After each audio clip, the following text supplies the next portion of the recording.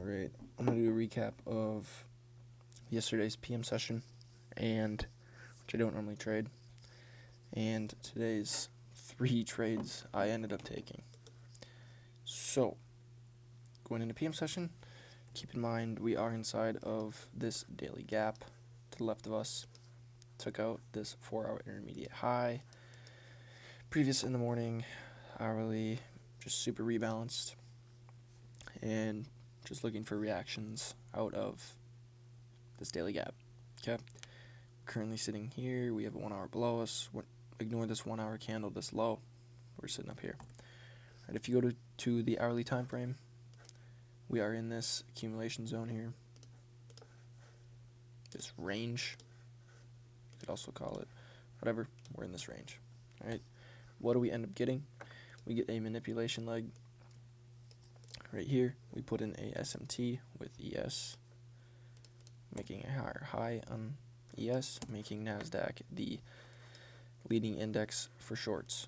Okay, this is the main manipulation leg right here to take out this high. Obviously, like I said, there's an SMT. We didn't take out the high. We get a 1 minute inversion to the downside right here. And if you look below us, like I said, we have this hourly low right here. You could label this as accumulation zone low or sell side liquidity. But mainly, this is the main target. Because potentially we could get this and then move higher. But I honestly figured we'd move a lot lower into a more discounted price range, and I honestly figured we would end up moving down here and actually like filling this gap, and we're in a daily gap. So what am I thinking? Long term, this could be like a top tick. So I did target, we had like these 5 minute equal lows here. They weren't swing lows, but that is what I ended up targeting for about a 1-3, and I ended up taking a half size win in the morning, so it's put me up around like 3.6 R on the day, which is a lot more than I normally am up. Okay, that was the recap for that, and from there, could have held for much higher risk to reward. I'm not all about that. Going into AM session today.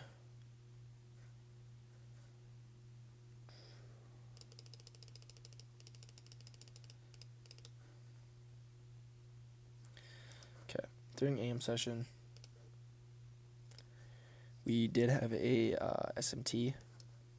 I'm just gonna get rid of all these here. Slop. We did have a SMT at this hourly high at the time. NASDAQ had a lower high. ES was already inside of this gap. Pre-market. Right here was the SMT.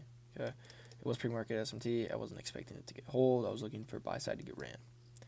And if you look at open here, this is a really good condition to have. we ended up making this 1 minute gap pre-market, and I don't trade off of conditions like this. I need like a 5 minute here if I was willing to long. There was no 5 minute, and if you look to the left, there's no gaps over here really until we hit this low here, and you can see we do end up taking out this low, making an SMT, making a higher high on NASDAQ. So the first trade I was going to take, so we ended up putting in that SMT right there. And I was like, okay, we have a really nice manipulation leg here. And we have a nice 1 minute condition. Okay, from there, I was like, all right, perfect. If this inverses, I'm in. What do? We finally, I skipped too far, but we get that inversion. I was going to take this, which is funny. Stop was right here. And I was just going to target a 1-1 here towards this buy side. This was almost a 1-1. You can just say it's a 1-1. And I literally could not enter this trade in live time. So my broker would not load. So I didn't, by the time I was going to enter it, we were already like down here. And then it finally loaded. So missed out on that loss. But we do end up getting a stop raid. You could have had your stop at SMT low.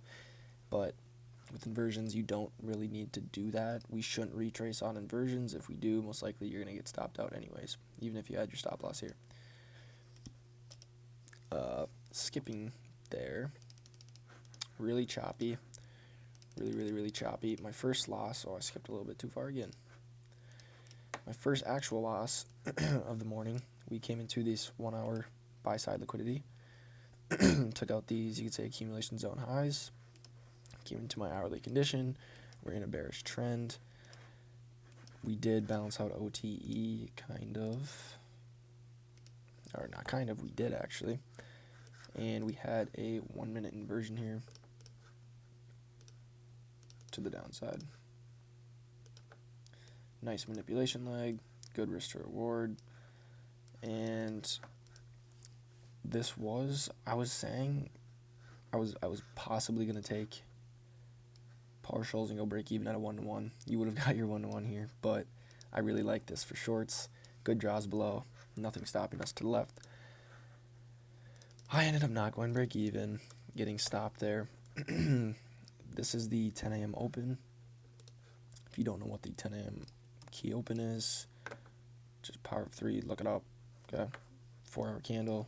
If it opens high into a higher time frame, inefficiency, or whatever you want to call them, gaps, if it opens into an order block, anything significant, and you get a reaction out of it, usually you can get good entries with the 4 hour candle. Like, I'll pull it up here. We get that open high making the 4 hour wick. If you look at the 4 hour time frame, trending bearish, nothing stopping us below. We're inside of this 4 hour gap. Alright. So, skip too far. Just automatically skipped. Alright, whatever. So, we did have a 2 minute inversion here. I didn't enter on it. I was waiting for all the 1 minutes to get inversed for more confluence, but this, I'm going to get rid of this 4 hour. Actually, I'll just keep it. So this was my entry here.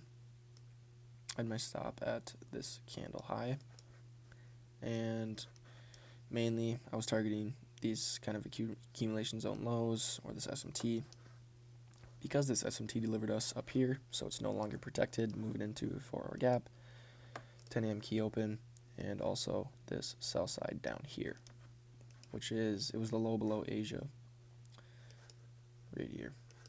Alright, what do we end up doing? Chopping forever. I didn't like this, and then we got this reaction. We didn't even take this 5 minute intermediate low. If you wanted to be extra careful, you could have waited for this 5 minute we had down here to get inversed, but I was really confident in this, and we had a nice clean 10 a.m. open, nice inversion. It did take a little bit, but I was still expecting us to run lower. From there, we literally just chopped around, and I had an alert set at this high right here, and I was like, alright, well, we can get another AMD model like yesterday, like the first trade I showed you in this AMD model. And what do we finally get? We accumulate for literally hour and a half, a little more, yeah, hour and a half about, and we finally manipulate this high, almost same thing as yesterday.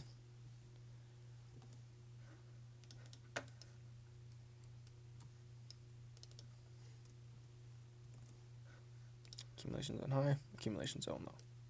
What do we have below us? This SMT, that's no longer protected, and the sell side, and Asia. Alright, from there, we make a 5 minute condition. We inverse this 5 minute right here. Very nice volatility around this time. This was about 20 minutes before the macro as well. entered here, stop at this body high. My main target was, where was it? This low. Kind of had these two stacked lows. This is where I took most off. And I was going to leave some run to sell side, but I ended up trailing, stopped pretty tight, and then I got stopped out. So you can see how this candle's forming, the 4 hour. With the 4 hour candle at 10, we opened into the 4 hour and hourly, and we're getting reactions lower. If we're truly bearish, this 4 hour candle is going to end up, see, we're still making it. We still have an hour and a half left of it, but yeah. Ended up getting everything off around, I think, here on average, because I was trailing tight stop. So that's how I managed to get break even, like slightly above break even on the day. But very surprising, because I did take 2 losses today.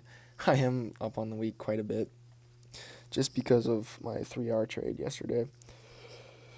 And yeah, I did take 3 trades. I don't even remember the last time I did that. It's probably been like 2-3 months. And yeah.